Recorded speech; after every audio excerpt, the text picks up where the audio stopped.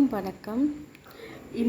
நேற்று இடம்பெற்ற தேர்தல் முடிவுகளின் பிரகாரம் அன்றகுமார திசாநாயக்க அவர்கள் இலங்கையின் 9வது நிறைவேற்ற அதிகாரம் கொண்ட ஜனாதிபதியாக பதவி பிரமாணம் செய்து கொண்டார். இப்போது புதிய ஆட்சி, புதிய கட்சி, இதுவரை ஆட்சி செய்யாத ஒரு கட்சி தான் இப்போ இலங்கை ஆட்சி செய்யும்போது அதை பற்றின தகவல்களை உங்களுக்கு தாரேன். இனிமேல் மாற்றங்கள் இடம்பெறும். நாட்டில் எலக்ட்ரிசிட்டி,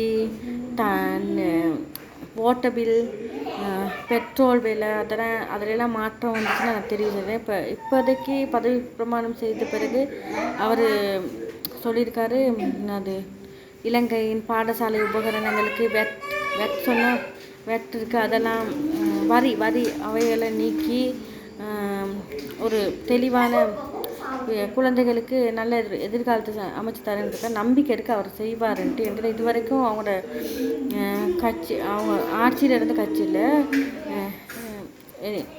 எல்லா வாக்கெடுப்புகளையும் அவங்க கடைசியாக தான் நின்றாங்க. இந்த பையனை தான் ஃபஸ்ட்டாக வந்துருக்காங்க.